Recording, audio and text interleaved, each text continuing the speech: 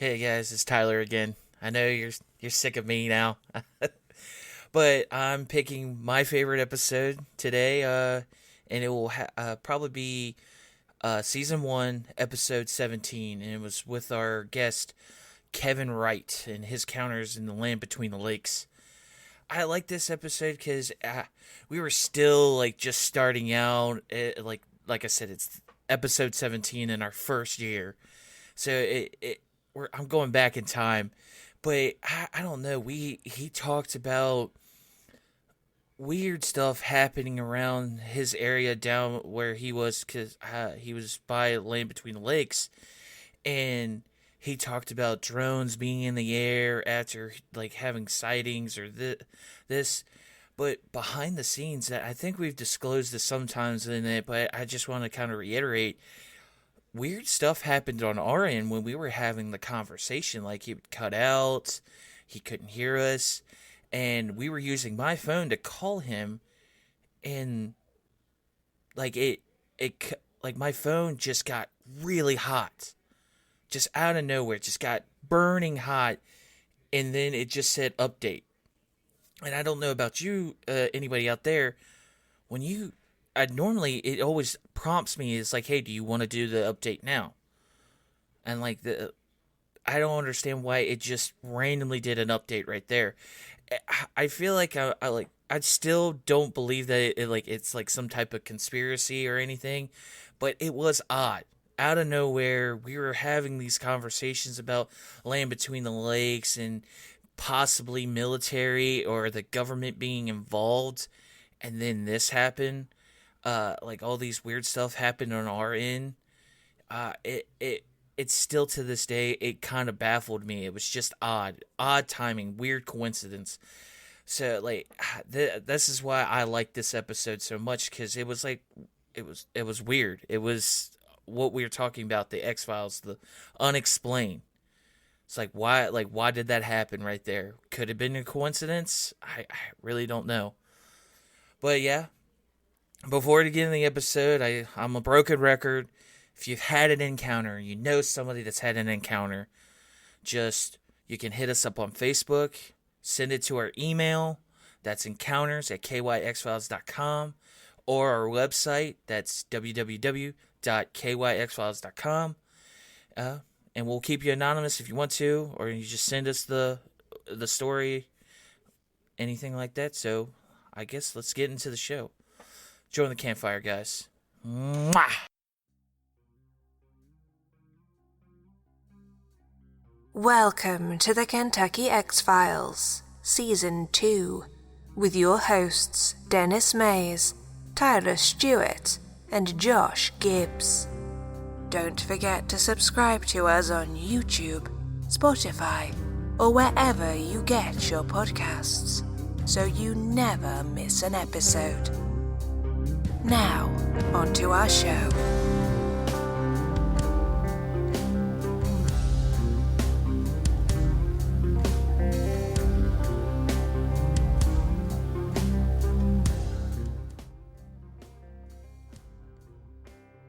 All right, welcome back, everybody. You're back, obviously, listening to the Kentucky X-Files again. This would be episode 17. And real quick, before we go on, we have a couple things tonight. First things first, I need to address maybe a bit of misinformation on my behalf from episode 16, Angie and Fish's story. I thought they were inside their tent when they had their encounter. I recently talked to Angie, and she corrected it, saying that no, they were actually still sitting in the chair outside of their tent, which, hearing that, makes the whole story, for me personally, a whole lot scarier, if I'm being honest. Another thing I wanted to address is you guys have been blowing me away with reaching out, all the support on the YouTube page, the YouTube channel, the podcast, very encouraging words. I just have no words to express the gratitude for that, and I thank you.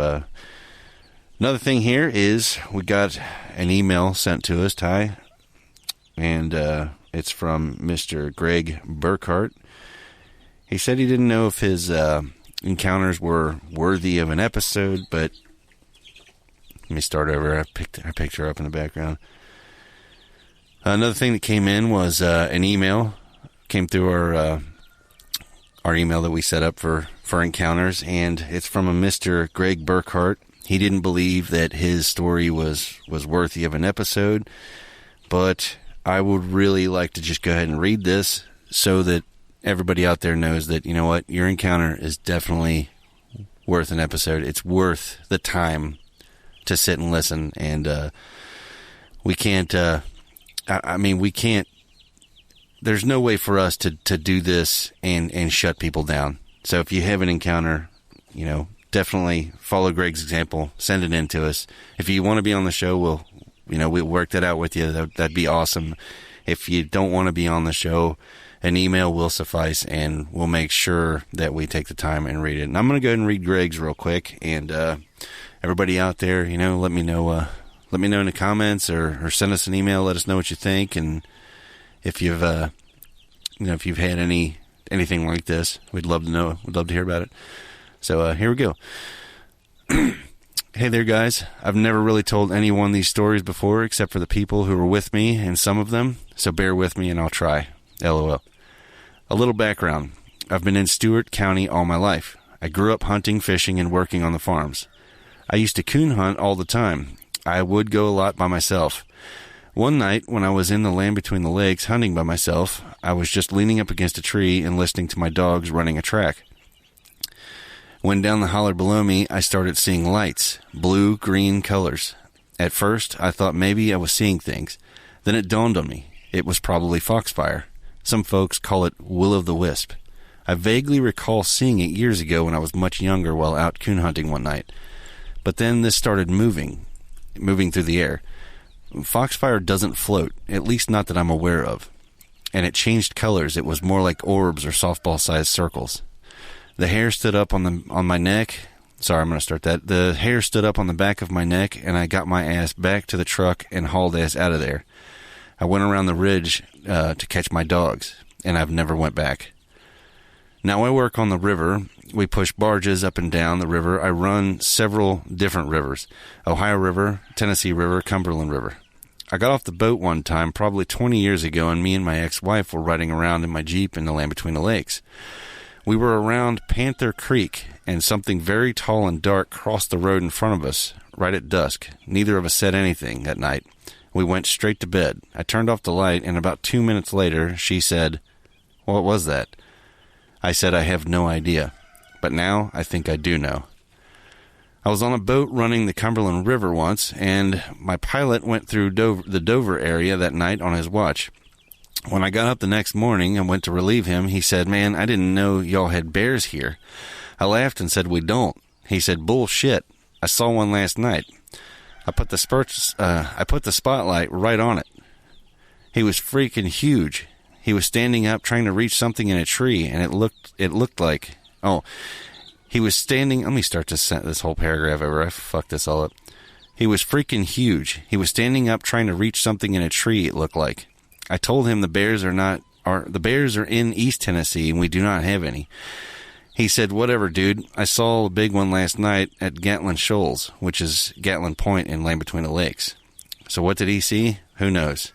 Another time on the Cumberland River, it got really foggy, so I sent my crew out ahead to catch a line on a tree if I could get close enough. One of the guys hollered on the radio and told me that something was screaming at them. Of course, I thought he was joking around and kept letting it go to the bank. Of course, I thought he was joking around and kept letting it go towards the bank. Then he started yelling at me to go, go, go. "Please, Captain, go. Something is throwing rocks and screaming at us." Again, I thought he was joking. Then I see their flashlights coming back towards the boat and him still telling me to get the hell out of there. So I pulled back and started back upriver. They came to the pilot house and were almost in tears telling me about it. When they went back out to the barges later, they brought back a round rock that was a little bit bigger than a softball. There's no way they could have got that rock and put it on there because I never got close enough to the bank. I was having trouble just trying to get them to tie us off after that. LOL.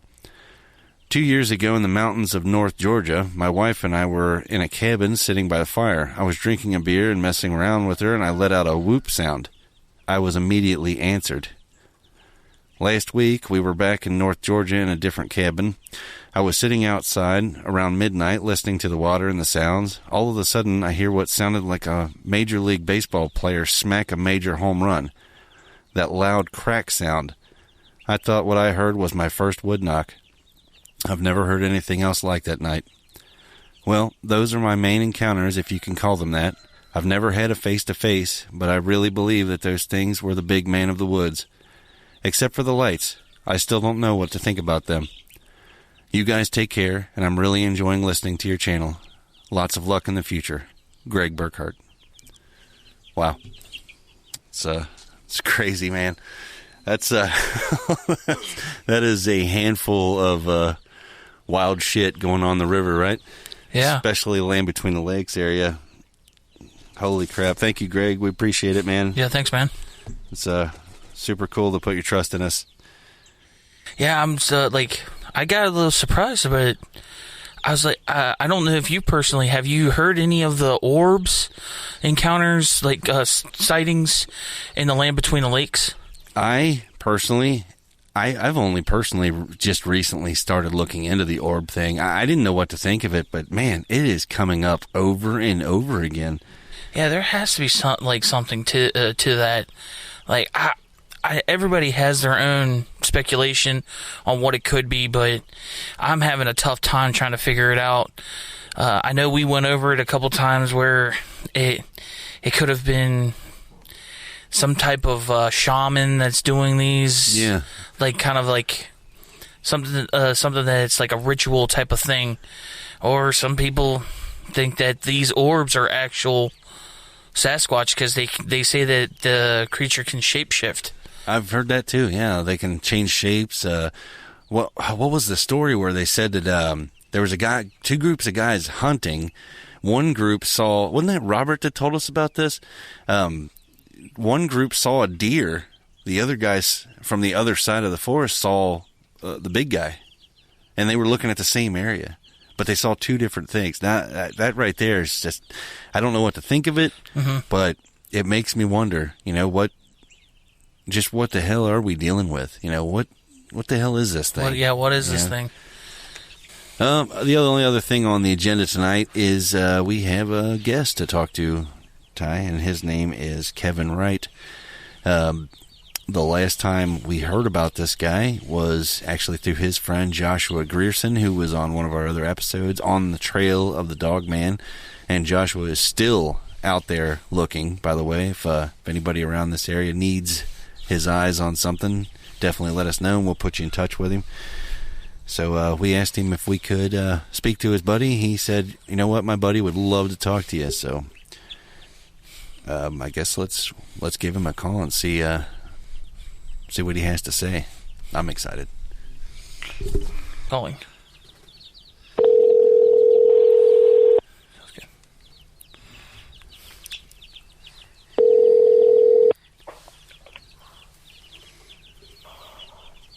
Hello? Hello? Is this Kevin? Can you hear me? Yeah, this is him.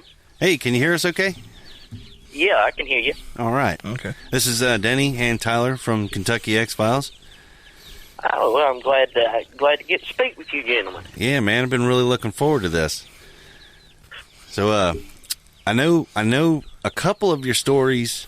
I think your buddy Josh mentioned them. He kind of went over them a little bit. He didn't really flesh them out. He kind of just told us of the stories.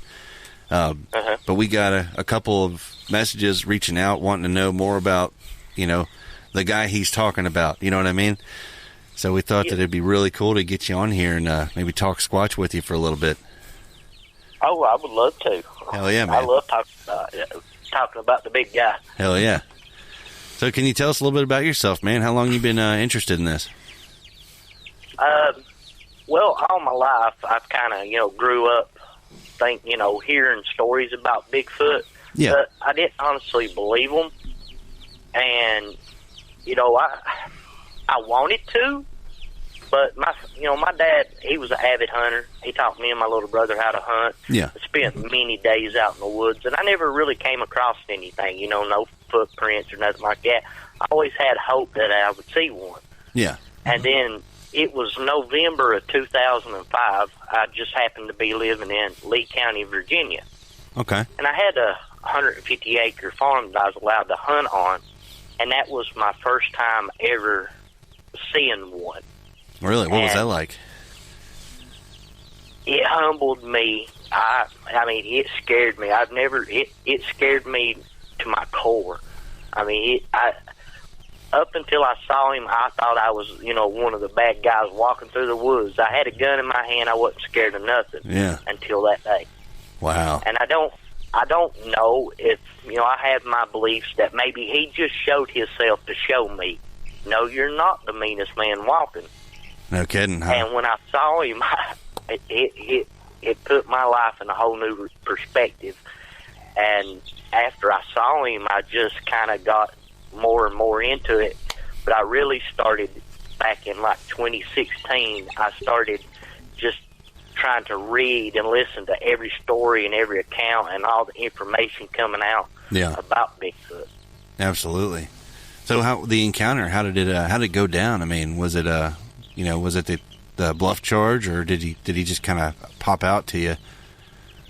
No, honestly, I was walking from one hunting spot. I was walking through the open field. Now, the hunting area back there, the guy that allowed me to hunt there, he had cattle on that property. Okay. So I was walking through the field going to another hunting spot, and my dad always told me and my little brother, growing up, he said, people don't rely on it a lot, but if something's looking at you, you can feel it. Yeah. And I was walking through. I had a 243 in my hand. I'd sighted it in. I'd already taken a couple of deer at 200 yards with it, so I know the rifle was on. It was ready to go, and I just walking through it, and I was about 70 feet to my right, or about 70 yards to my right, was 4 strands of barbed wire, and on the other side of that barbed wire is very thick trees and brush, and it's the trees that has the thorns on it. It's not a place that you can easily walk into. Yeah. And as I was heading over there, I got this sudden feeling like something is watching me. Now, I'd heard stories over there. I know the coyotes were real bad in that area. I'd shoot them every chance I got to get one, because there were tons of them. I thought it was either the coyotes or the panther that everybody talked about. I hadn't seen it. Yeah. I seen it the following year, and I started looking around, and I honestly looked over him the first time I looked that way. And then when I came back, I seen him. And I was like, what am I looking at? Yeah. And it looked like a man, and he was built like a man. I mean, it's the biggest man that I had ever seen in my life at first. And I realized, whoa. So I'm a veteran, and then I went through basic training in Fort Benning, Georgia. I was infantry, and one of the most stable shooting positions you can get in is the prone shooter's position. Right. Well, I got down and looked at him through a scope, and it was like his brow was scrunched up, like he was concentrating on me. Like, it was kind of like I got the feeling that he knew what I could do with that gun. Yeah. And it kind of startled him that I would do it. That's why I believe he just wanted to show himself, to let me know, oh, no, you're not the best hunter out here. Yeah. But as soon as I quit looking at him through the scope and just looking at him with my regular eyes, I could tell it's like his forehead softened up. I got the feeling he was just as curious of me as I was of him. Now, I was still scared. I mean, I was shaking. I mean, it bothered me. No, I imagine so. Something that big could be there. And we looked at each other, I'd say the whole interaction maybe 30, 45 seconds. Yeah. And he just I watched him take 3 steps back, and it was like he just faded right into the trees and stuff. I mean, the brush behind him. Now, this is a thick brush. It'd take you a half an hour to go more than 50 yards. Yeah. And it was like he just disappeared into it. Now, I'm not saying that, he was like the predator and cloaked himself or nothing. It was just he blended in so good to the brush that I lost sight of him. And I laid there for, 10, 15 minutes just shaking. Oh, man. And I got up and just kind of slowly walked over to the tree. Now, the tree that he was standing beside of has a lower branch that's straight above the barbed wire. Yeah. Now, I would hang my deer up there to cut them up, and his eyeballs was level with that bottom branch, and I would say he was right at 10 foot off the ground. That's a big boy right there. Oh, he was a big one. I told people when I first started, I didn't know much about Bigfoot at the time. I just seen the stuff on YouTube, really didn't get into it that much until then. And I told people, I said, he looked like he was 800 pounds or more. Kind of takes over from that point, doesn't it? Do what? I said, once you have something weird happen like that, it sort of takes over from there. I mean, it changes you. Yes, it does. And, people said, I hear stories about Bigfoot hurting people and stuff. Yeah. About 2 weeks later, I was up in a tree hunting, and I knew there was going to be some deer popping over the ridge coming right up in front of me, about no more than 100 yards away. They were like clockwork. Yeah. And I'm not what you would call a trophy hunter. I've got one buck on my wall, and it's 11 point, and it was more he stepped out in front of me, and I just shot him. I don't go out here looking for big bucks and all that. I wouldn't pass up the opportunity. I wanted to meet for me and my family. Yeah, and I was sitting that. there, and there's some brush about 30 yards to my right. Now, I was up in the forks. Lightning hit a beech tree, and one of the forks on the tree fell down. Just made me a natural tree stand. Now, I was just sitting there. Yeah. And I could see something. Now, the brush off to my left was probably about 4.5, 5 feet tall. I'm 5'7". You could have seen me walking through it. I could see the brush parting, but I couldn't see what it was. And about the same time I looked over at it, one of the does popped up over the ridge. Okay. And I was torn between watching the deer and what is this over here? Right. Now, I never did see it, but I heard a scream. I mean, like somebody was getting murdered. And he went on for like 10 seconds. Yeah, there's that hell scream. Whatever it was in that brush took off a flying, and right before it went over a bank, I saw about 6-8 inches of a black tail. Wow. And any time that I was in that field back there, I could tell about where that panther would be at because of watching the animals run out from that, to get away from it. I wonder if he didn't just save me. Wow, that's... because he could have smelled it.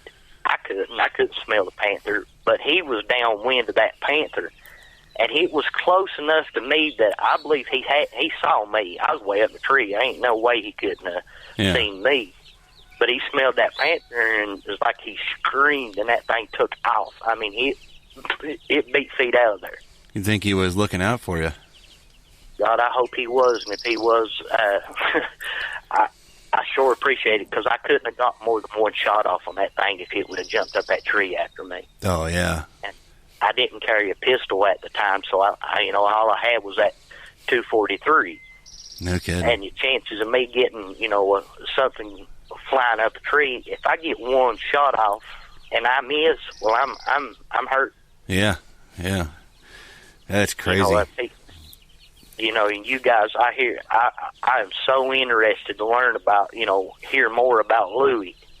Oh, yeah. We'll be getting back to Louie here shortly.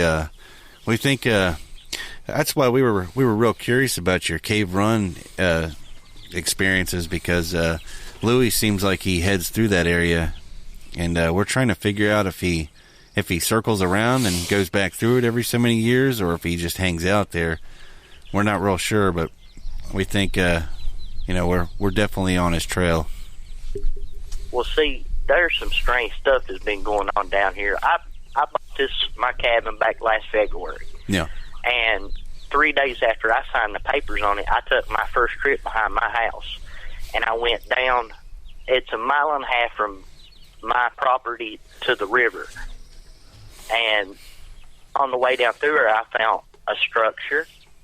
And Josh told you the one that interested him, it's a shield wall. It's like a wall that like they can hide behind you. It's crazy that it's done that way. I mean, it was like it was weaved together and stuff. And right down below that structure and a bigger one beside of it is where when me and Josh went down there was only like one plastic bag left. Yeah. But when I went down there were 5 big, black, hefty trash bags. I used the same ones as with the blue drawstring bags, the big ones. Yeah. There was 5 of them, and it looked like whatever had brought them down there had picked out what they wanted of it. And, no kidding. Those garbage bags were at least 200, 250 yards downhill from a home, and they wasn't ripped open. I mean, like something had drug it through the woods. It was like it was carried in place there, and then when me and him went back, the rest of them was gone except for one, garbage bag there, and it didn't have nothing in it. Yeah. That's odd, too, because going all the way back to one of our episodes where we spoke to a lady named Candace, she was having something similar to that going on with her. She was having things coming in the middle of the night and taking her garbage bags out and carrying them off, and finding the stuff later on, the bags just emptied out and picked through. And I mean, it's an odd occurrence, but it's weird that we have seen it and heard it in other, in other stories. Josh said something about there being drones and stuff behind my house. Yeah. Well, there's been several that showed up at night. See, the first time that we noticed it, my oldest daughter lives with me, and I was in there listening to Dogman Encounters because I had never really, heard much about it. But once Josh and everybody started talking about it, I started doing research on it too, and she came in the house, and she said, "Dad, why would somebody be flying a drone outside?" And now this is, it's about 10:30 at night.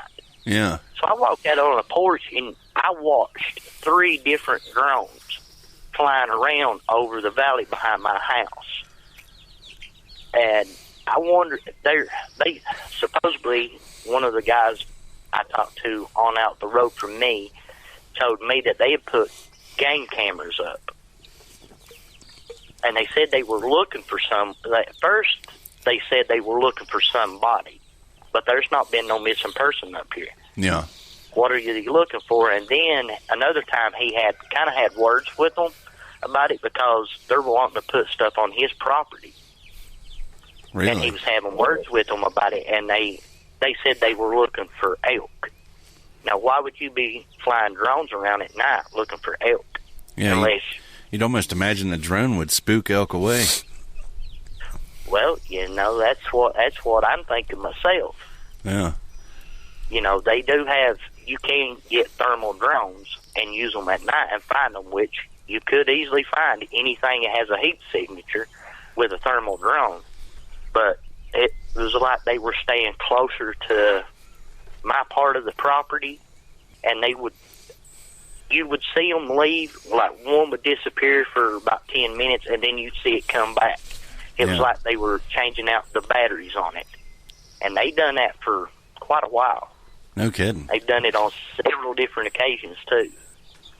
Yeah, it's wild, and isn't it? Thought, there's something walks. My daughter, last summer, she was on the phone with one of her family members, and it was dark, didn't have no lights out on the outside of my house. And she came in there, and she said, "Dad, there's something walking around the woods." And you can hear it. Really? It don't come up to where you can see it, but you can blatantly hear it walking like a man. Wow. Wonder what that is. I know. I'm sure we have a couple good guesses, huh? Oh, well, maybe you guys can help inform me on what could have done this. Now, there's a lot of coyotes that run this ridgeline. Yeah. And one night I was out on the phone. I was talking to one of my veteran buddies out in California. And me and him was on the phone, and you could hear coyotes down there fighting. But then all of a sudden, something else made a roar. Yep. I mean, it's crazy. It was just loud. And then you started hearing coyotes that were getting hurt bad. I mean, like when one would start yelping, it would just keep yelping until all of a sudden it just stopped.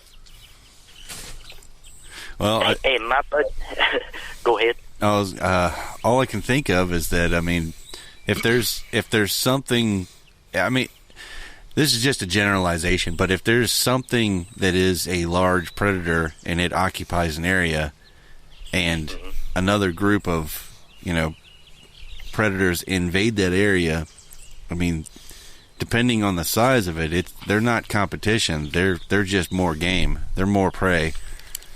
And the coyotes, howling and causing hell, and then basically something answering them. That's not the first time I've heard that either. I've actually heard something very similar here at my farm. Really? Yeah, it was about 4:30 in the morning, about maybe, I don't know, 4 or 5 weeks ago, and I get up early to go do our job, and usually in the morning I open a window and I listen, and the whole valley starts to wake up, and you start hearing things, and about, I don't know, I want to say maybe 4 or 5 football fields to my southwest, I can hear a pack of coyotes in the morning, and they move back and forth along the valley. And one morning they were giving their usual morning songs, and then something answered them from a lot closer, and they all just shut up, almost as if they knew, hey, we should stop broadcasting where we're at. You know what I mean? It was weird. I've been trying my ass off to get a recording of that every morning, and so far I have not had luck. But I tell you what, I would bet this podcast that eventually I'll get that recording, and it will be on one of these shows. Oh, I'm excited to hear it. I really am, because I'd say it. I kind of wonder if they wasn't fighting something down there, because I mean, you could hear them snarling. Yeah. And you could hear something making a grunting sound, like one of the cows bit something and it grunted. Yeah. But usually, right after you heard that grunt, you always heard a cow yelp, like it had been hurt so bad. No and kidding. one of them sounded like it was getting beat up against a tree. It was like, whoa! It would be yelping, and then all of a sudden it would kind of stop, and it would start right back. But it was like it was lower each time. No kidding, man. So they definitely got into it with something they probably didn't want to. I mean, that's pretty wild. My daughter brought that to my attention one night. She was coming home because she works at a company about 45 minutes from where we live, and she worked the night shift, and she came in. She said, "Dad, it sounds like cows are fighting something down the holler." I said, "What do you mean?" And she said, "Come out here," because she woke me up. I walked out on the porch, and you could hear them. Yeah. It was like they were running. They would run a little ways, and it was like something caught up to them, and then they'd fight it again, and then they would run a little bit further, and it was enough to make the hair stand up on your arms. Oh, yeah. I imagine so. Yeah, that's wild, man. My first thought was that, when you first said it, my first thought went right to Dogman, but then if something was picking them up, I just personally don't feel like that would have been in the Dogman area, because I've not really heard much about them picking stuff up, and bashing them against trees, but that definitely sounds like the big guy. I mean, who knows? What, I don't know that much about dogmen, and I'm hoping and praying that I don't have one behind my house. Yeah. All these people say that Bigfoot's an ape. I don't think he is. I think he's more human. He's more human. I think so, I've seen too. the eyes that I saw through the scope that day, they had an intelligence to them. Yeah. Hey, it was, if you meet somebody for the first time, you kind of watch their eyes when you talk to them to see if they're trying to be a little truthful and, Exactly, yeah. Yeah, you get it. The old saying, it's the windows to your soul, you know what I mean? You can always tell what somebody's like. Did we lose him?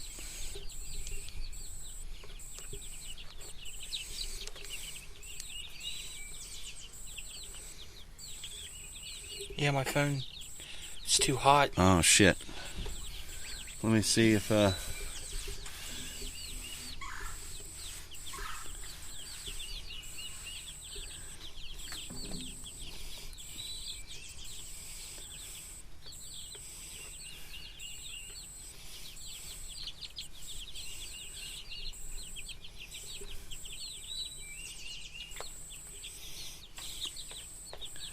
I guess you want to let that cool down. I got like 30%, but it might work for a while.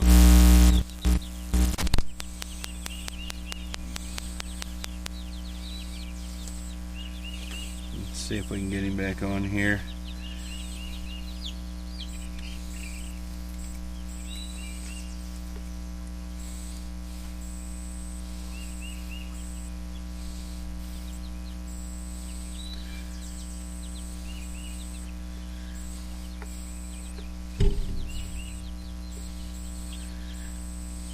Okay.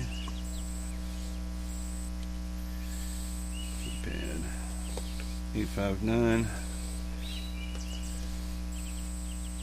432 4783.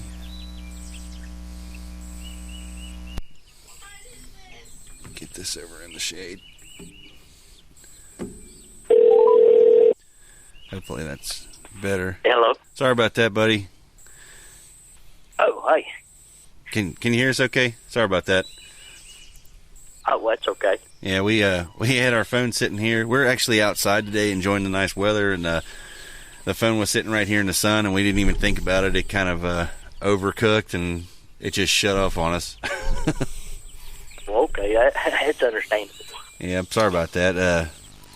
But yeah, man, you were saying that you'd hope that you didn't have a dog man behind your place. No, I'd rather not run into one of them things. I haven't experienced one of them, and thankfully, maybe I'll die without seeing one of them, because some of the stories, absolutely, I don't think I could handle. I hear that. One of those. I definitely hear that. I've got a theory about the dog man that I've been working myself up to release it out there, and I'm a little hesitant, but I think now that the fans out there of the show are starting to speak out and support the podcast here. I'm getting closer. I think I'm willing to go ahead and bet the farm on this one. And I would say if you're seeing drones, you're seeing government officials, you're going to see a dog man eventually. Because I think that they are. I think that they're linked. I sure do. Yes, sir. Yep. Everything we've. I've been. Oh, go ahead. I've been listening to a couple of guys on YouTube. Yeah. I know you know them, Steve and Dave and oh yeah, Scott. Yep. Well, I'm interested into hearing your theory on the dog man to see if it's getting kind of a little close to mine. I'm wondering if the government and the dog men ain't kind of tied together. Yeah, I think they are, actually. I don't know, man. Tyler, what do you think? I mean, at this point, we just roll the dice. Yeah, I would say so. Like, it's honestly, Kevin, I honestly think that the dog men belong to us. I think that we made them. Really? I do. And the reason is because every time I've probably listened to the Dogman Encounters, I've listened to, I can't count anymore how many stories I've heard. And I'm somewhat of a pattern analyst. I pick out things and I look for things in the stories. And my whole thought was that going into this is, if a pattern shows itself, whether it be somebody lying or an actual behavioral pattern that's being showed to us in these stories, it's going to stand out like it's lit up by 1,000 tiny fires. And it sure as shit was. Well, you know, I have a lot of respect for any, you know, podcast or YouTube channel that allows good, honest people to tell their stories. And you got you people out there that want to embellish it to make their name well known. Oh, sure. And try to make money off of it. Yep. And that's why I respect your guys' channel and your podcast, because you guys allow these people to do stuff like that. And like you just said, if there's a pattern, it will show itself. And I'm sure you guys listen to a lot more different first-hand accounts than I get to hear myself. So you would see those patterns. We definitely listen to a lot. And, I mean, this podcast was started as kind of an investigation, you know. We're trying to piece together, just like anybody else out there, we're looking for the puzzle pieces, and we're looking for what stands out. The first thing that stands out in regards to the, let's for example, the big guy, the big guy of the woods. The first thing that stands out to us is that he has certain intelligence. He moves in certain ways. He also employs several, I want to say, talents or traits. I don't know. I don't exactly know how to classify those, but like you said earlier, when you look into his eyes, he's looking back at you, and you can't help but to wonder if he's working out the same things that you are. To me, I look at it like all throughout the history of this planet, human-like creatures, hominids, whatever you want to call us, we've always walked hand in hand with other hominids. And over time, those hominids kind of switch out. New ones come along, and then they live together for a while. You know, Neanderthal comes to mind. And why would it be any different in today's world? We've only been walking upright and writing things down and you know, learning how to use our thumbs for maybe the last 125,000 years. There's a lot of history there that we don't know. We're at the very beginning and we don't understand. Now, if you take our species and another one and you say that, okay, well, we've got Homo Sasquatch out there. That's our other counterpart. We evolved towards technology and inventions to help us cope with being a little bit at a disadvantage in nature. But then you have this other guy, this other race of beings that evolved to be closer to nature and to work more in harmony with the world around them. I don't know how anybody could sit there and say that's just not possible. There's no way. Well, I agree with you on that. I really do, and that, you know, it's very enlightening how you said it. It's, you know, now today with technology, fewer people go out in the woods. Yeah. And you know, what are you missing? You can sit on your couch, you're missing all kinds of stuff. But those people that are out in the woods enjoying nature, they're going to see a lot more than you. Where Absolutely. you get off telling them they're not right.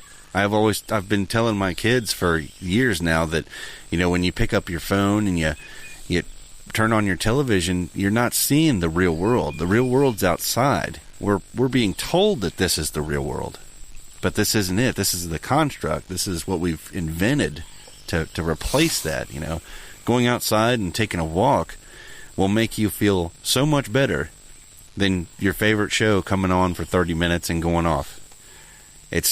There's just no comparing the two, you know. But in regards to the Dogman pattern is interesting to me because it has a very military aspect to it. It doesn't, I mean, 9 out of 10 encounters that I've heard, and I've been through thousands of them, the Dogman doesn't hurt anybody. He scares them. He intimidates. He chases. I even heard one story where he chased these guys on a side-by-side ATV, and he actually grabbed the front of it and started slowing their ATV down. And that's a famous story out there. And the first thing that popped into my mind when I heard all this was, he's testing himself. He's showing himself that he's superior. He's not allowed to kill anybody. He's not allowed to hurt them unless he's being instructed specifically to do so. And that's why you don't hear about him being made from wolves. Because wolves are uncontrollable. But a dog can be trained. And we've had the patents on human hybridization for decades. We've had that. That's old news. Those patents are out there. The government owns them. Hello? Yes, sir. Sorry, I think there was a plane going over. Did we lose you?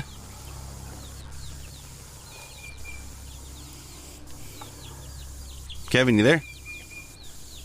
Hello? Can you hear us, sir? I don't know what happened here. I can still hear him a little bit. Yep. Did we lose you? Hey, Kevin. I don't know what happened here. Let me, Kevin, can you hear us? Hello? Hello? Can you hear us? Let me try this real quick. Okay, it said the call ended, and I lost him. Man, we are not having good luck with this at all.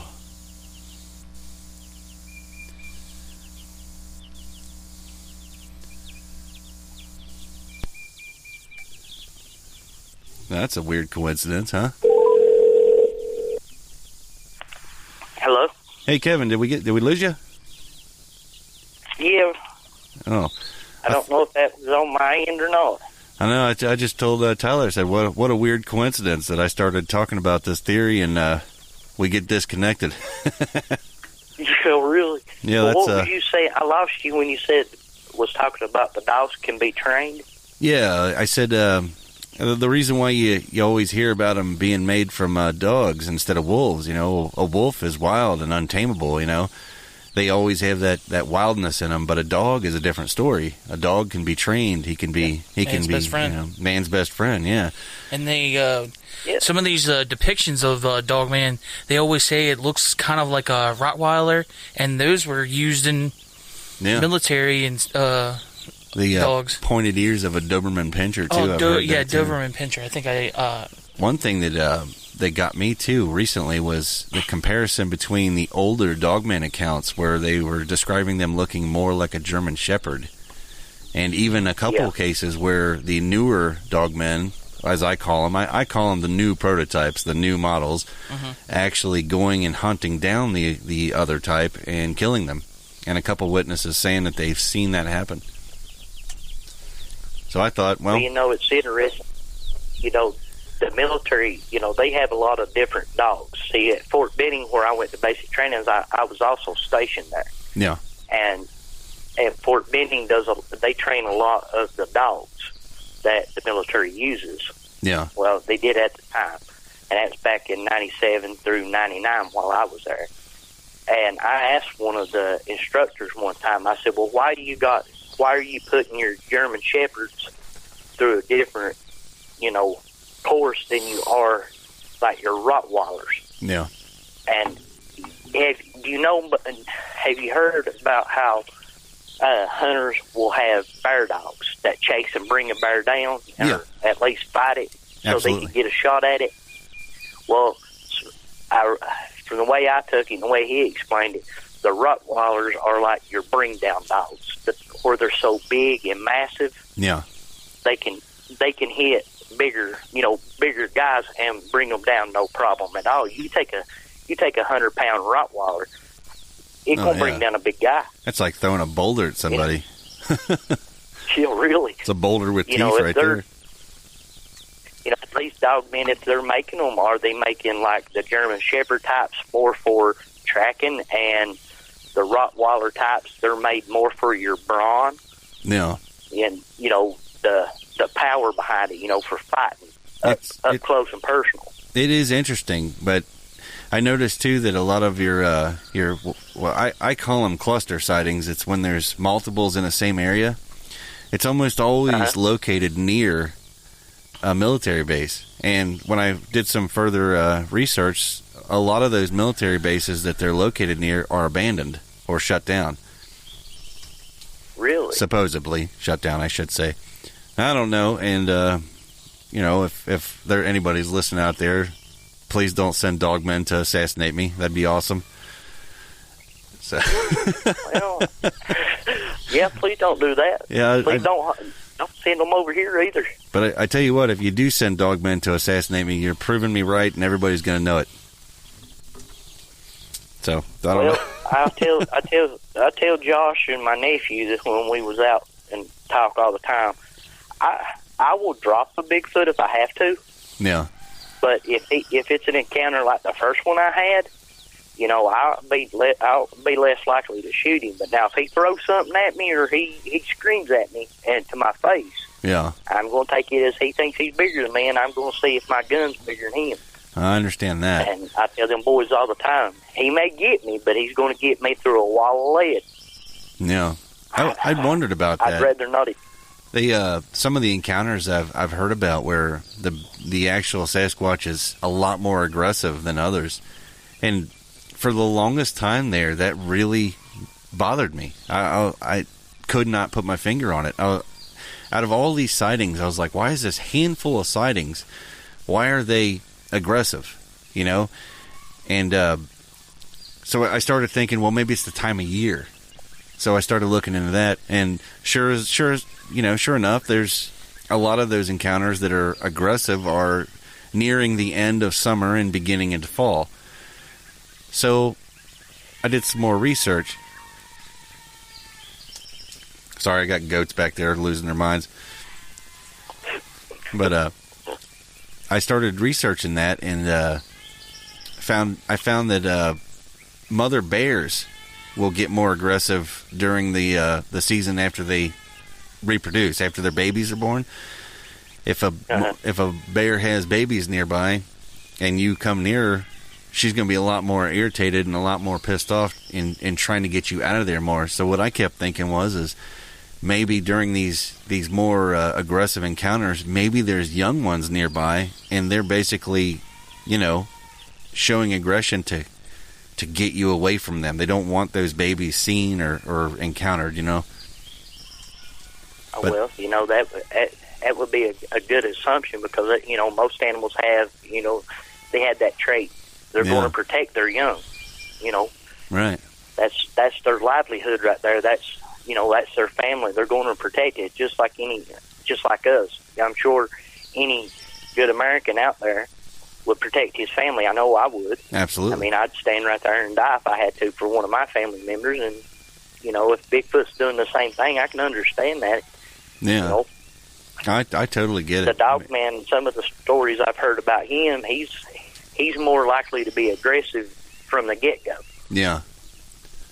But you see him, he's there to, maybe, like you said earlier, test himself to see how close he can get to you or how scared he can make you. Absolutely. Yeah, it seems like that most of those encounters is he's not out to kill you, but he is going to toy with you. Yeah. That definitely for sure. He's going to toy with you. I guess that's like he was saying, testing himself or what? Like that's the impression that I get. Yeah. Is it's a test. It's almost a military exercise. Go out and see what you can do. Don't get caught. Don't get seen. Mm-hmm. But the dog man has a big weakness, and I'm sure he doesn't want to know that. He doesn't want that out there. I'm sure of it. But if anybody out here is listening, and you think you have a dog man problem, trust your animals, your livestock, your dogs, your cats. Listen to the birds around you. They all know the dog man's there before you do, and the dog man doesn't seem to be able to get past those. I wonder, you guys listen to all of these stories, and, how many of those stories has people actually fired at one with a rifle or a pistol or anything? Right. Yeah, what was the reaction if they did? Yeah, it was, it seems like the gun itself will do some damage, but not enough to incapacitate it. It's like it seemed like it has another layer of skin that's like protecting it. Yeah. Because the one encounter I can recall, they said they shot it in the like left upper right pec towards the shoulder. They said it kind of ripped through, went to the left, and it just still came after him. Right. Like that was the one that he was talking about where he grabbed the side of their like side by side and slowed it down. Yeah. And that was still with an injured arm. Yeah, that was with a whole injured pec, basically. Yep. I do wonder, though, if because most people, I think, the reaction would be to shoot center mass, to just shoot at the biggest part of it, so you up your chances of actually hitting the target. I always wondered, though, if you went for a leg instead. I've always wondered, like, most of these animals, they can hunt at night majority of the time. No. So they're going to have some type of night vision. I've always wondered, like, just use, like, have, like, a judge or something with, I think we've talked about it. It was, like, with the Dragon Breath rounds, just, if you shoot it, if it doesn't do anything, at least it's going to, like, disorient it with the flash. Yeah. Itself. So I do believe that bright lights, any kind of really bright light, even if it's a spotlight, I think you can disorient them enough to get away. Well, see, on the night vision part, I'm originally from Pikeville, Kentucky, but I moved down here to the Cave Run area. Yes, sir. I had one of the ATN day and night scopes, and I noticed something that, when you fire that rifle, I had it on my AR-15. Yeah. And every time you shoot that thing, if you're looking through that scope, it kind of temporarily, it'll kind of bother your eye for a little bit. It'll be a little fuzzy. Kind of like a flashbang. If an animal was built in with that, they have perfect night vision, but at the same time, you shine a light in their eyes, you're going to disorientate it, at least for a few seconds. Yeah. Oh, yeah. And look at all the eye shine stuff that you find out there, all the stories about that. I mean, that alone can differentiate between whether it can see at night or not. If you're seeing eye shine, it's looking at you like it's in the middle of the day. I mean, it's going to see you crystal clear.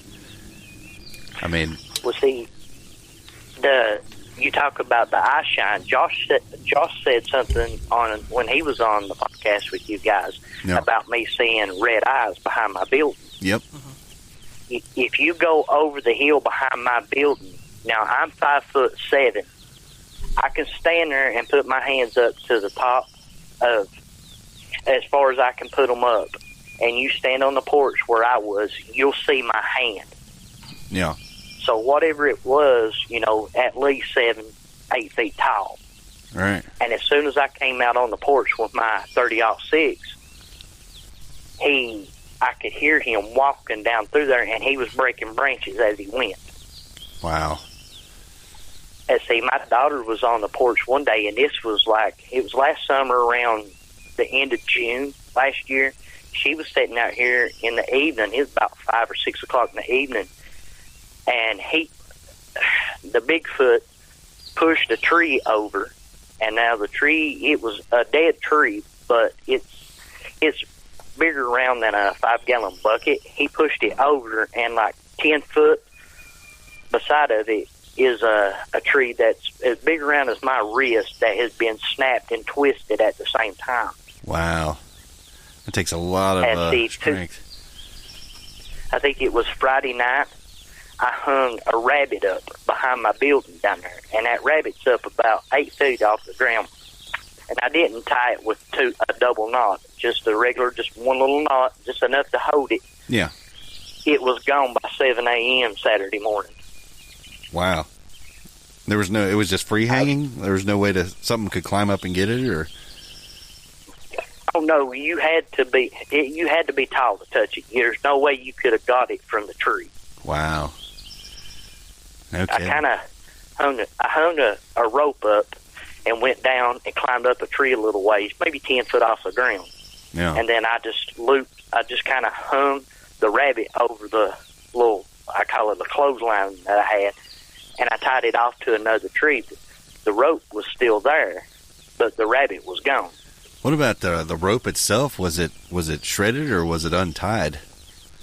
No, it just looks like whatever it was just pulled the rabbit by its body and just pulled it down. It was kind of, you could still tell that it had been looped, like tied around the rabbit. Yeah. It was just still hanging there. No kidding. You got to be careful with stuff like that, or you'll end up making a big buddy that you didn't want. Well, as long as he's nice to me, yeah, that's we'll be true, all right. Oh, yeah. Yeah, a rabbit here and there, that's not too bad, I guess. Yeah, See, man. Back to the dog man, Josh told you a little bit about the story of a buddy of mine's brother. Yeah. He was the lineman for the power company. Oh, yeah. He done 15 rounds out of a Desert Eagle into that thing, and he never flinched. That's crazy, man. And it was dead set on if he could have got to that bottom rung on that tower, it would have came up it. No kidding. And he asked me, this guy, I keep the family's name out of it because of how bad this situation is messed with him. He's took 2 months off of work. Yeah. And he's talked about killing himself and everything. Oh, no. He said he goes in places where, just regular pickup trucks and stuff can't get to. I mean, yeah. he's found several missing people. And one time, the first one he found, he had to go back down and bring the cops up. Yeah. And he asked me when we talked about it. I sat right there, and I'm not a bit ashamed of it, and any man that's willing to get in my face and laugh at me, I sat there and cried with him. Yeah.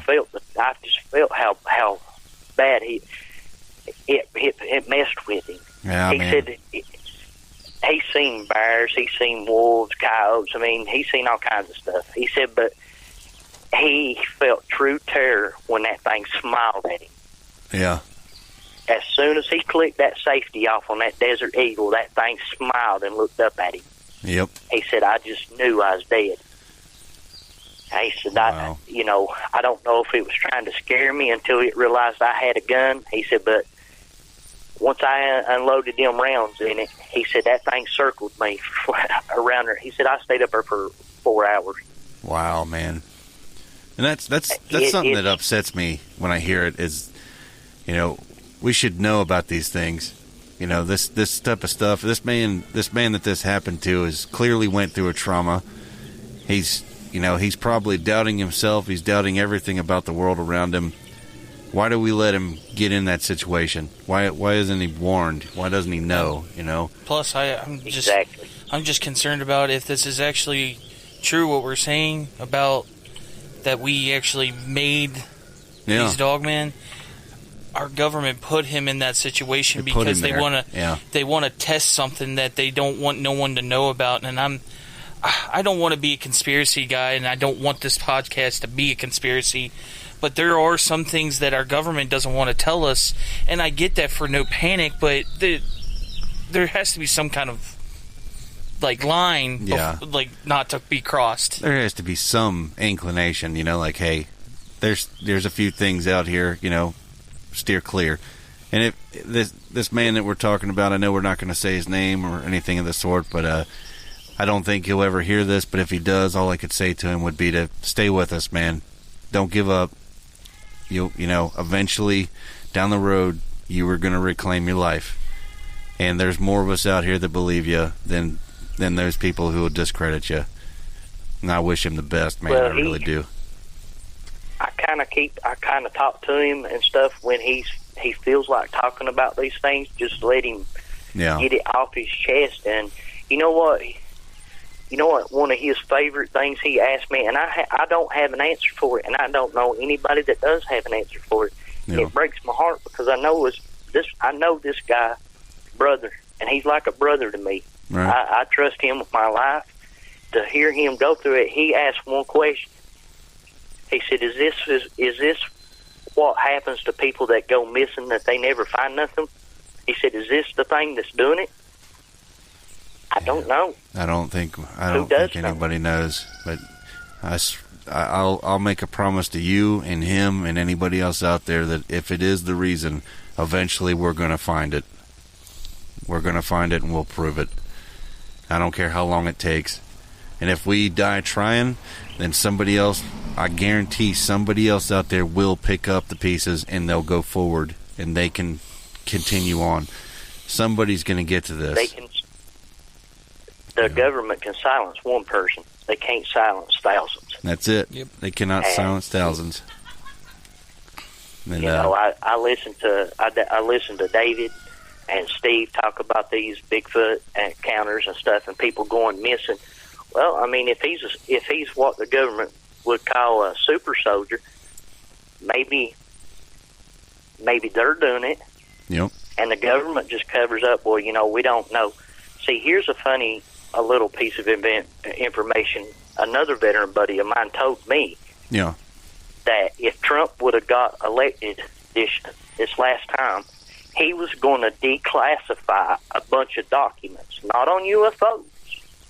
He was going to declassify a lot of information on national parks. Wow, that would have been fantastic. What? Yeah, what was he getting ready to tell? What was he going to say that got everybody so spooked? Yeah. Because he was one of the ones that wanted the American people. And I believe that the reason the government don't want to say nothing about these national park missing people is they would lose funding. I imagine so, all these people that come... you think about it. Look how much money they would lose if they came out and said, oh, yes, there's Bigfoot, Dogman, and werewolves out in these national parks. Yeah. We gave them that land to say, well, a single mother with 2 children that wants to go camping, she's not going to go to a national park. She ain't going to put her children in that. So there goes, i.e., their money. Yep. That makes sense. Why not tell people? I mean, it's sad to say, but you follow the money and you generally find the answer. I mean... Yeah, we've always, said, the same thing, too, is how much is the lumber industry? Oh, yeah. It's it's in billions of dollars, and for a fact those guys have, politicians in their pocket, so for a fact if there's something out there and they knew it's out there, it's going to make the land... they can't. Yeah, people would raise hell. People would raise hell and tell them hey, you can't do that here anymore, and that brings lumber down again, all that. Oh yeah. It would affect everything. It would affect their big industry. All their deep pockets would start getting shallower, and then can't have that. Yep. As soon as a politician starts getting poor, yeah. As soon as a politician starts getting poor, you'll start seeing some stuff get regulated pretty quick. They'll start inventing new stuff. I tell some of my friends, tell you what, instead of paying the senators, congressmen, all of these big money, give it to your first responders and people like that actually could use it and make their life better. Give them, Social Security benefits. Yeah. Watch how fast Social Security and stuff changes. Oh yeah, absolutely. I would sit down and believe somebody off the street faster than I would a politician. Oh yeah, without a doubt. But Kevin, that's why something I wanted to ask you about was, did you notice an increase in activity in regards to the big guy when you moved down to where you're at now? Or do you think that the first encounter just kind of woke you up to it? That's something I'm always curious about is it's not that it got more, how am I trying to word this? It's not that it got more frequent, but it's more that the first time kind of wakes you up to notice, I guess.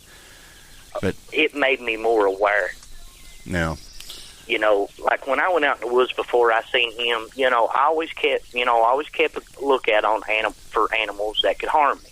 Yeah. But now I'm not so worried. I'm not so much worried about the animals that I know about. Yeah. I'm worried about that.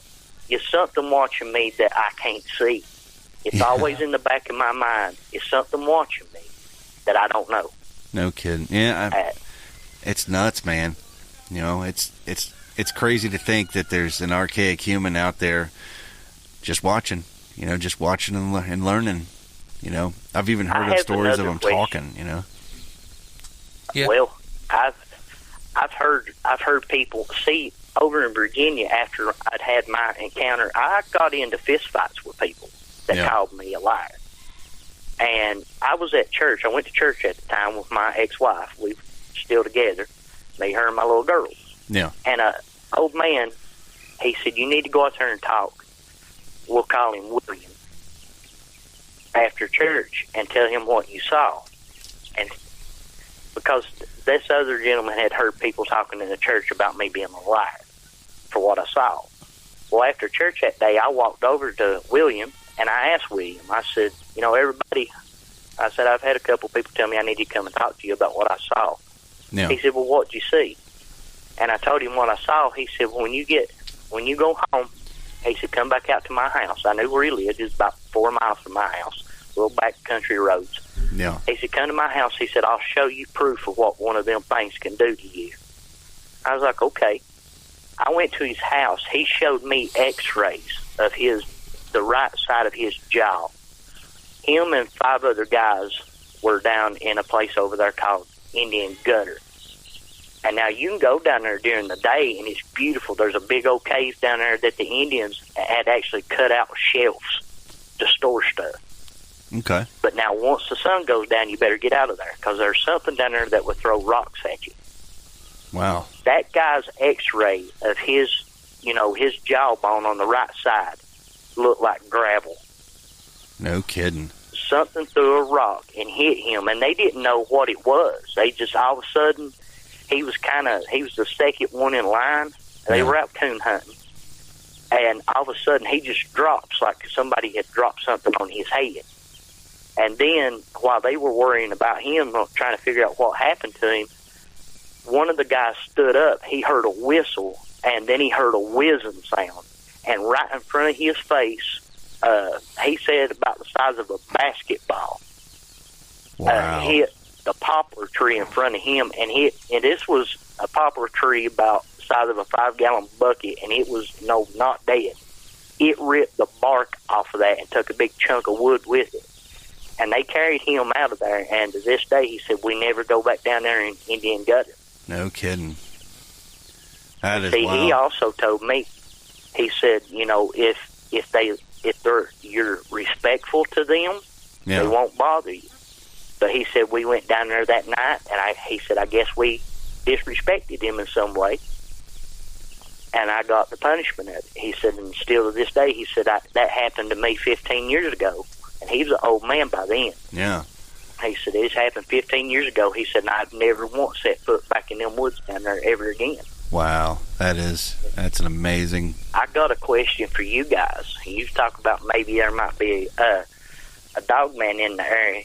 Can you explain to me why all the coyotes, squirrels, rabbits, and a big majority of the birds have went from the back of my house to the front of my house? They're avoiding the 7 hertz frequency.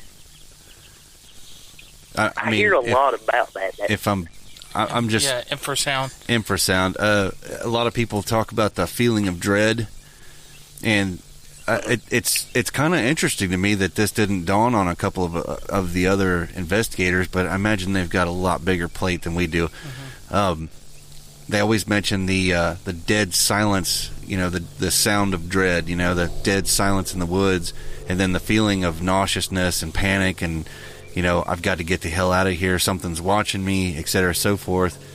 And we did a little thing on, it's on our YouTube page. It's called Cryptid Theory Sounds of Dread, and we basically explored what the 7 hertz frequency range can do to you and how animals in the wild actually employ that. Now, when people talk about that dread feeling, I think that there's a little detail that's being overlooked, is that everything in the forest around you is also experiencing that. So when you hear everything, like you said, they're relocating, away from an area, they're avoiding that. It actually will cause your organs to fire at a different, frequency.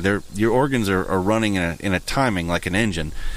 When 7 hertz hits us, it disrupts that and it causes that fight or flight feeling.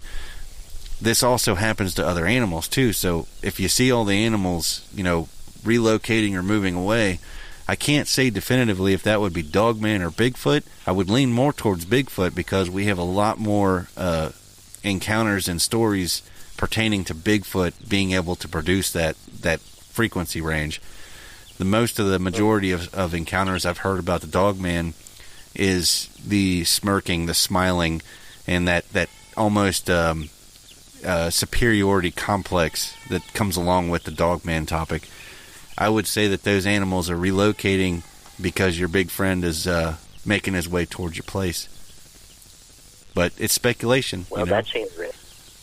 I was kind of wondering if maybe him, because like I said before, I didn't know a whole lot about Dogman and werewolves and stuff until I started listening to podcasts and stuff like that, and I got curious about it, and I even told my daughter one night we were sitting here watching a movie in the living room. I told her, I said, I wonder if it ain't a Bigfoot coming closer, or maybe there's a Dogman, because I listened to enough stories and stuff online that it seemed to follow a pattern. Usually, if you see a Dogman, there's usually government somewhere close by. Absolutely. And, within a few days of I seen one, 2 or 3 days after you start telling people, usually government shows up. Well, I didn't have no Dogman encounter, so why is the government already over here unless maybe there is one close? Yeah. I remember, Tyler, it was a while back, you actually mentioned something when you said, what if they made the Dogmen to track the Bigfoots, to hunt the Bigfoots? Yeah. We had a fan write to us recently, too, that the Bigfoot is able to dim itself, by somehow, I don't know. Hair, it's like its fur. Yeah, something to do with its hair follicles being able to kind of blend in with its surroundings a little bit. Not completely invisible, but enough to make him not stand out, to break up his silhouette. Yeah, they're saying that this new ghillie suit that the army is developing, that it's almost like you cannot see each other, and they're saying that it's Sasquatch fur. Yeah, that's the theory sent to us by a fan. I can't remember the name offhand of who sent that, but if I do, I'll put it on this video somewhere. Oh, I'd love to talk to him about that, because I still have a few friends that, I have one buddy that just recently got out here about a year ago. Yeah. And he was telling me that they got new camouflage now, that what it does is it uses some type of sensor. It kind of, whatever's behind you, it kind of projects on, I guess it's like a poncho. Yeah. And you can, as long as you stand behind the poncho, whatever's behind you will show up on it. It's like you're not even standing there. Oh, that's wild. And he read that in one of the military newspapers. Yeah. That they call it the U.S. Military or Army Times and Navy Times and Marine Times.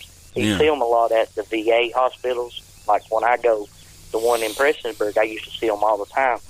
He said he was overseas when he read it. Okay. And he just happened to be eating, lunch, and was bored, and he just seen that paper and he started reading it, and he was like, "Wow, that would make being out in the woods a whole lot safer, because if the enemy can't see you, then they can't shoot you." Yeah, exactly. Yeah, it makes sense. It definitely makes sense, especially with all of it.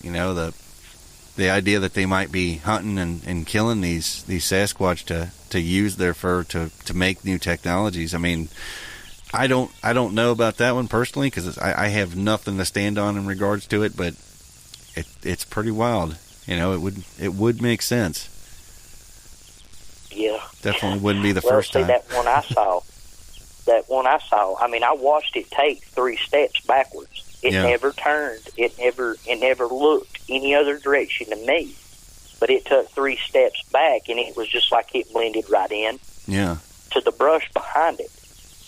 Yeah, it's wild. You know how on the Predator movie you could still see the little shape of it? It's like the heat coming off asphalt. Yeah. You see the heat rising. It wasn't like that. It was just like he was, cloaked by the brush. That's crazy. I never seen him turn or nothing. It was just like he just was cloaked all of a sudden. Yes. Who knows? He could have still been standing right there when I eventually worked up the nerve to walk over to the where he was at. He might have been close enough he could have done something. Did you ever experience that feeling, the feeling of dread, or just that dead silent just uneasiness? Did you ever get any of that feeling off of it? Just that day, I don't know. I guess how you said the infrasound, how it messed with your stomach and stuff. Yeah. I've been scared before, but I've never felt. I tell people I've been scared, but I've never felt pure terror until that day, because my breathing, my heart rate went up. I mean, all of the hair was standing up on my body, and it was like my stomach was being, like kind of shocked or something. It kind of hurt and it was uncomfortable. Absolutely, yeah. Could that have been something that he done? It could. I mean, maybe. I've been leaning more towards yes, because it seems as if they. I don't know. I know we've been talking about this. Is it something that they do intentionally, or is it an instinct? And the way the experiences play out lately, I'm almost thinking that it's something he knows he can do. And yeah, because this is actually, the infrasound thing is not just a random speculation. This is proven science, and it's actually in other animals too. Yeah, like tigers do it. They do it at a certain hertz frequency that will 18 hertz. Yeah, will paralyze their prey for like a couple seconds there. So it just gives them just that one little extra second to jump on through their prey. So it happens in mammals. So we're just speculating on that it could evolved this way. Yeah. Going further with its race. Natural evolution. Yeah, of natural its race. evolution. Yeah. It is interesting, though. Yes, it is. I know when we talked to Josh, now he's actively seeking to investigate. He's said that he's going out there. Are you going with him, or have you had enough? Oh yeah, I'll be. Oh no, I'm still curious about the big man. I don't. Yeah. I ain't going out there. So if somebody wanted to allow me and Josh and us to come out there on your property, I'm not going out there to shoot one. I have no intentions of walking out there in them woods and killing one. Yeah. But if he gets too aggressive, I will defend myself. Absolutely. And I will defend whoever I'm with. But yeah, I want to be right there with Josh, because he had his experience back in Pikeville, and I grew up hunting that same area too. Yeah. And I want to be right there with him, because if he finds something or I find something, we talk about new things. Hey, did you hear that about this, or this, back and forth between us? I'm just as curious to find Bigfoot as he is. Yeah. I'm not so much too curious about the dog men. Those right there kind of scare me. Yeah, the Dogman it's definitely a different take, and I noticed that whenever you talk to anybody about the big guy himself, there's always there's a little bit of the fear, to it, but there's also that wonder about it, that intrigue, like it's almost as if we could say that, hey, if we prove he's there, it means that there's still a little bit of magic left in the world, and him being out there, I think it means a lot more to a lot of us than we even know how to express. Mm-hmm. But when you get to the Dogman topic, it gives everybody an unease, because we don't know exactly what its intention is. And, Well, see, I've heard a few stories on like Bigfoot and werewolves are less likely to hurt you, but a Dogman would. No. If it wants you and it comes after you, it has an intention of hurting you. Right. I don't know that much about it, and I've not been on the subject for long enough to have heard all the stories or read all the stuff on them. But those right there, I would rather not see one. You're not alone, buddy. I don't feel like pissing myself. Yeah, you're definitely not alone on that one. I don't Josh, think I ever want to see one. He's got a lot. He talks to a lot of people, and he hears a lot of things, and I trust his judgment when he says stuff. He's a very respectful boy. I think the world of him. He's smart, and he listens to people, and he don't judge them. Yeah. on what they see. And a lot of people I've noticed in the Bigfoot Sasquatch community, if you don't believe the same way they do, they try to discredit you. That's why I don't give no credit to the big Sasquatch groups. I'm Because with you. I've listened to enough people talk about some of the things that they've done to people, like discredit them, threaten them, fly over their homes in helicopters and stuff, and destroyed their property. I'm not up for that. I want to go see what, maybe one day I could actually get to up close and personal with Bigfoot and, maybe learn something. Yeah, that's what I said. Remember? Yeah. I said if I ever had the I always chance, hope that maybe would there's ask. one back here that maybe one day I can, feel comfortable enough to walk out and him be comfortable enough to walk out to me Yeah. and, learn. I had no hard feelings for Bigfoot, but them dog man, Yeah. I don't know, that scared them. Yeah, I remember, like, And, just to go off. me and my daughter was sitting here one night. It was interesting. And I always told my daughter didn't know much about Bigfoot until, I started telling her about it. We heard a whippoorwill in front of my house. And she said, "What's that?" I said, "It's a whippoorwill." She said, "Oh, that's pretty." Well, we walked out on the porch. Right after the one in the front of the house would do it, Yeah. there would be one at the back of the house would make one. But at the end of the call, you always heard like a as it ended. Oh, like he She was said, "Well, what's imitating that?" it. I said, "It definitely ain't no whippoorwill. Ain't no whippoorwill makes a at the end of it." I've definitely I've heard of that mimicry and that imitations that they can Hello? do of other animals. He can't hear us. Yeah, you can't hear us. Can you hear us? I think we lost him again. Yep. Every time we get to that, that's why. What? I don't know. I don't know why it's doing that. It's like it's We're losing the call. yeah. It's like Well- we can hear him. I'm trying him again here.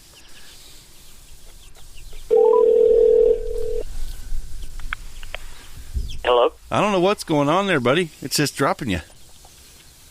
I don't know. Yeah, we can Yeah, hear my you for a while internet too. We could hear you talking for a while about the whippoorwills and the imitations, and then all of a sudden it just disconnected us. Huh. That's It might weird. be my phone. I'm sorry about that. Oh, that's all right. Now, earlier you said something about the big Sasquatch communities, and I wanted to mention something to you, which I'm actually really excited about. This is that guys like Scott Carpenter and Steve over on How to Hunt, and I'd like to think us too, Robert up at Swan Lake, you guys. I think what we're doing is we're creating a revolution. We are literally changing that whole system around by listening to everyone yeah. and letting everybody speak and hearing their story, and not just letting them talk and waiting for our turn to speak, but actually listening to what they have to say. And I'm not going to sit here and say that this guy saw orbs. No, he's wrong. This guy saw Sasquatch playing basketball. He's wrong. I'm going to say every story should be listened to, should be accounted for, and everybody should have their piece, and what we take from that is hopefully a giant pool of knowledge, and we can find the patterns, we can put this together, and we can make a really big change in this whole community, and I'm really excited about that. You guys, a lot of the big research organizations, they want you to fit their narrative. They want you to believe exactly what they say, and that's it. But you guys, you're right. You're starting a revolution. All of these channels that allow people to honestly tell what they saw. Just because your sighting was different than mine doesn't make yours more believable than mine.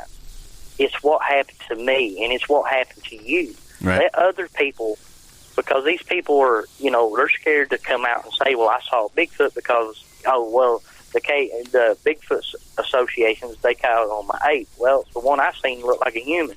Yeah. I mean, it looked more human than ape. I've never seen an ape that looked like that. Right. The nose gave it away right there for me. Absolutely. And all these people coming together, you give people hope.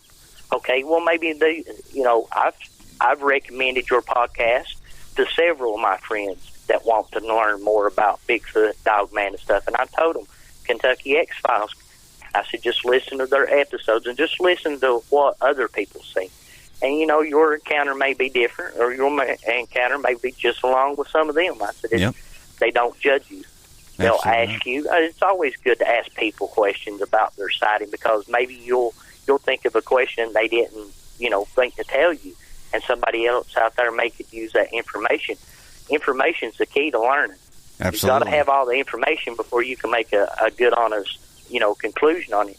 And your channel, your podcast, and everything, and everybody that allows that to do that, you're making people be more brave. You're empowering them. You're giving them the power to tell their story non-judgmentally. You sit there and listen, and you talk to them like they are a human being. These big research organizations, if it ain't the same, they belittle you. Yeah. I sent an audio that me and my daughter took, and I'm not scared to give this location. I grew up hunting and fishing down in this area. It's a place over here called Blackwater Creek. It's Road 976. Okay. I grew up in that area. My grandfather seen a Bigfoot looking through his van window at him. Scared him to death. I'll bet. And, you know, me and my daughter was there 4th of July weekend of 2019, and we got an audio of a Bigfoot yelling, you know, whooping. And now the people below us, they had 4 children. They hadn't been there 20 minutes before he started. When he whooped and started making calls, they loaded their kids right up and they left. And the people up the river from us done the same thing. Holy crap. Yeah. Yeah, I think Josh touched on that one. Know, yeah. If you find the road, it's called Blackwater Creek. There's a little boat ramp down there. When you go down in there, right before you get to the cliffs, if you'll look over on your left-hand side, you'll see a satellite dish, one of the, you know, like direct TV satellite dishes that nobody uses. Yeah. It's nailed to a tree with 3-inch letters that says, "Beware of Bigfoot." Wow. And it's on the left-hand side right before you get to the cliffs. No kidding. I've heard several things when I was fishing over there. Even when I was young, my dad told us, he said, "Don't leave the camp after dark." And me and my little brother and my cousins that was around, we never left the camp. But you could hear stuff up there. And, you know, my grandfather, or step-grandfather, he saw one looking at him through the window. It was smelling of him. He had the window where it had the little screen on it. Yeah. He had his head right at the screen, and he could feel it breathing on him. That's what woke him up. And he turned to his left, and he's within 6 inches of one. Wow. And when he turned over, he said that thing got the proverbial deer caught in the headlight look, like, oh, shit. Like he got caught. Yeah. He said he got caught. Wow. That's incredible. I don't know how I'd feel if I woke up and one of them guys was standing there, you know, looking at me like that. That'd be crazy. Hey, Kevin, can you hear me? A little bit. Yeah, I can hear you. All right, we had our recorder just messed up on us. I don't know, man. Somebody doesn't want us to talk. Apparently not. Give me 1 second here. I'm going to try to fix this. It might be the fishing game down here. Oh, no. He's telling on us. Can you hear us still? Yeah, I can still hear you. Okay, there we go. Yeah, we had a little malfunction there about halfway through that. I'm starting to wonder, man. This is getting crazy. We have never had this happen in any of the interviews we've had so far. Somebody's must be. I'm special, huh? Yeah, I guess so, man. I don't know what's going on here. This is crazy. But yeah, I was thinking a while back that the trail cams emit you know, UV light and infrared out of the camera itself. And I started thinking that any creature out there that's got that, you know, that much of a broad vision spectrum, they're going to be able to see that like it's a fire. You know what I mean? So I started getting this idea about using an old trail cam. You know, the old film cameras? Uh-huh. I started thinking, what if we stuck a bunch of those out there, just regular old film cameras, and just see what they caught? Something that's not going to emit all that extra light, you know? It's funny you was talking about like the IR lights, people don't think that you can't see the light, but there is a little red light that comes on. See, the IR flashlight I had for the night scope, I done a little experiment. I was going to hunt coyotes. Yeah. It was on my AR. It was loaded. I wasn't going to shoot the deer, but there was 7 deer standing about 40 feet away off the road. And I got out of my Jeep Renegade, stepped in front of my Jeep. I had my lights turned off. I had a spotlight in my left hand, and I had my AR in my right hand. Okay. I shined the spotlight right on them deer. They looked at it for 1 second, turned around, and no matter how I moved in circles, I went up and down, I made crosses, I made stars. Those deer's head followed that little red light on that IR flashlight. They didn't care about my spotlight. Yeah.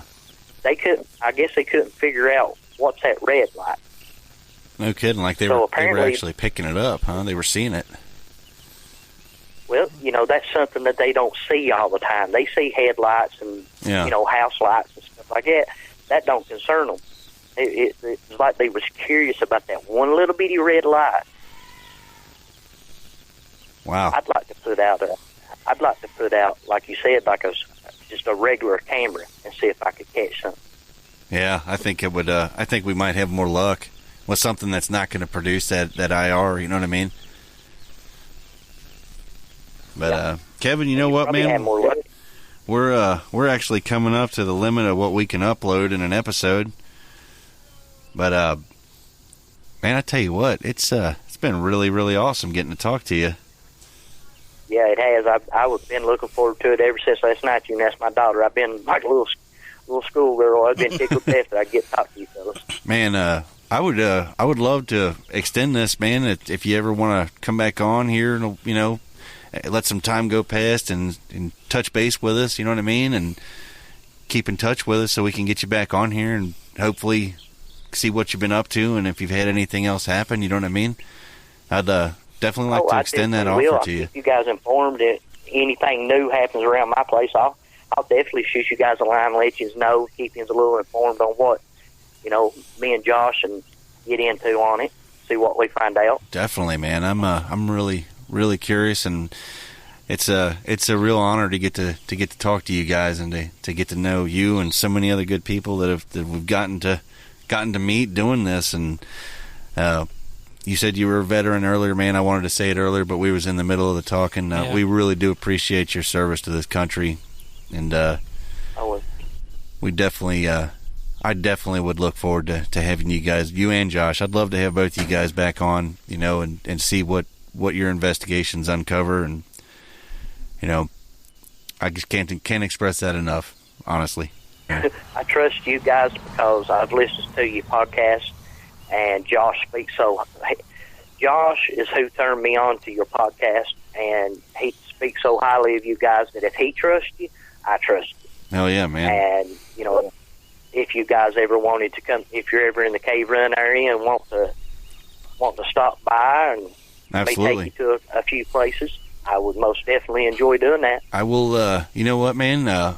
I'm not trying to overstep my bounds, but I will totally take you up on that. And we've been actually talking about this summer getting out and taking our equipment out and going to some on locations, and that would be really awesome to do a follow up with you guys on location, man.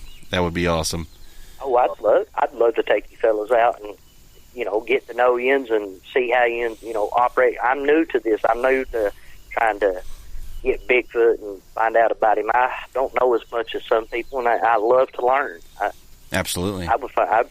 I'd be greatly honored if you guys would, want to go and hang out sometime and see some of the places. Oh, you got it, man. I guess all we'll have to do is we'll keep in touch on the old Facebook page there, and you got our numbers now too, so we'll keep in touch, and then hopefully. I'd like to over this summer, man. If you're up for it, we can come on down. We'll pack up our equipment. We got cameras and equipment and stuff. We can come down and set up and see what we turn up, And if nothing else, we'll get to meet some good people, and I'm always okay with that. Yep. Well, I like meeting good people. You never know who you come across. That's it, man.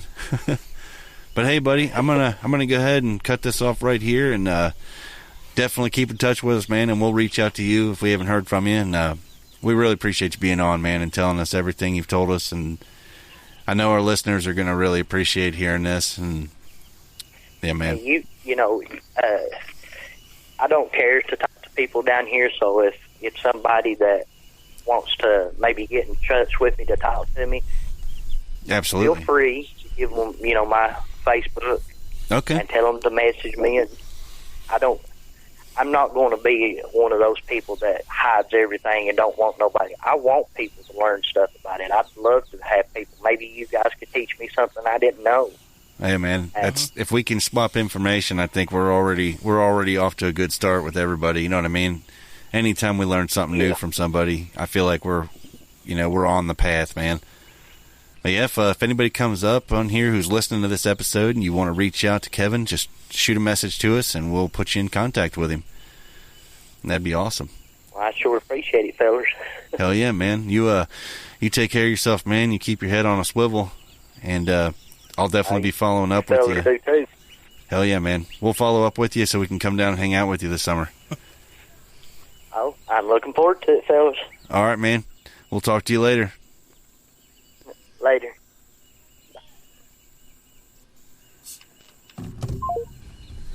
Well, ladies and gentlemen, that was Kevin, and Kevin is pretty awesome. Hell yeah, man. Josh wasn't kidding. He said that you're going to love this guy. He's super enthusiastic and he knows a lot. And I don't think he was wrong, man. I think Kevin knows his stuff, and he's definitely had a lot of experiences. Yeah, like he just like going through all of it, like he had from the first time he like actually saw one to now, like he's had a few encounters. I know he hasn't actually had a lot of the sightful encounters, but other than that first one, man, it like how he said it backed up and it kind of like it like I don't know, like that's weird. I wonder if it's just a trick of the eye. I don't know that they like something about them like that's just a trick of the eye. I'll tell you what though, as soon as he said it, I locked that one away in the old lockbox there. That's definitely a detail. I feel like that's going to be important later on. God, I had to belch like terrible during that sentence. But yeah, folks, you heard it, and like it said out there, with the bigger Sasquatch communities, we're not trying to pick a fight with nobody here, but there is a bottlenecking of information, and we are actively. I feel like inadvertently we've went against that to some degree because we want to hear what you have to say. I want to know what you're thinking. I want to know your opinion. I'm not interested in being told by a television show what to think. I want to hear from you. If you have a sighting, you want to send us an email, you want to be on the show and talk to us, encounters@KentuckyXFiles.com. That's all you got to do. It'll be on the YouTube. It'll be on the links. It'll be everywhere. There's no excuse not to see it. Reach out to us. You're going to be surprised that we literally don't go into these conversations. We don't rig the conversation against you, put it that way. We want to hear what you have to say. Yeah, I know that there's some information that, like, there's always the patterns, and then we have always talked about patterns and stuff. Oh, yeah. But there's always, like, sometimes that there could be something that we missed that something else doesn't. Like, the whole orb thing, we can't wrap our minds around it, but it is coming up a lot more. It is, yeah. So, there's things that we can learn. There's things that we're probably, we think that might be true about Sasquatch, but we're actually far from the truth. And you're telling us something that it might be crazy to some, but it might actually hold a light to all of this. So yeah, nothing is crazy. We gotta dig through everything. We need to get rid of that whole mind state. You know what I mean? That whole mentality of this is right and this is wrong. Nobody knows, guys. Yeah, we don't have evidence. We don't have a physical. There's no handbook. Yeah, there's no handbook to this.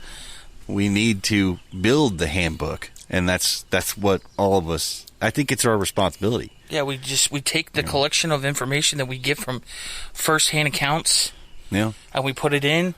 We either speculate on okay, this one seems a little bit more plausible than this one. and vice versa. But we won't disclose, like, throw away something that seems a little crazy and out of the box, because what we're looking at is out of the box. It's crazy. It starts. Yeah, that's the thing that gets me.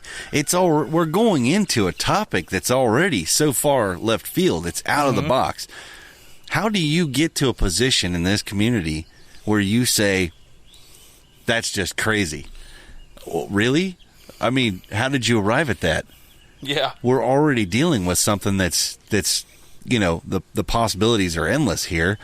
How do you set, I mean, what's the line? Like, define for me where the line in the sand actually is, and I'll just go from there. And as for the Kentucky X-Files, there is no line in the sand for us, and none of them can intimidate us. We're just a couple of regular guys who are just genuinely curious, So what are you going to threaten us with? You going to discredit us? You going to discredit all of our people that we've talked to? You're going to look every single one of them in the eye and tell them they're a liar? You're not going to do any of that. You're never going to silence them. Because there's several outlets people can go to. You got How to Hunt. You got Scott Carpenter. You've got all these places. Lee Woods. You've got Robert up at Swan Lake. You got him. You have us. And you got Josh out there. He's actually going out there. You got Kevin. We all become part of this, guys. Every one of us. Every time we talk to somebody, they join. We join together. We become bigger. And if we're bigger, we're harder to stop, aren't we? So. Well, yeah. With that being said, you're definitely going to catch us back on the next one, because we're not ending it here. Nope. They can't, like you said, can't stop us unless the dog man assassinates us. Then it's my fault, and And then we'll see you again on next Monday. Yeah, we'll see you again even after that. There's no stopping this train. Somebody will pick it up. All right, guys. You guys be cool out there and keep your heads on a swivel, and we'll see you for the next episode, I think. Hopefully. Out.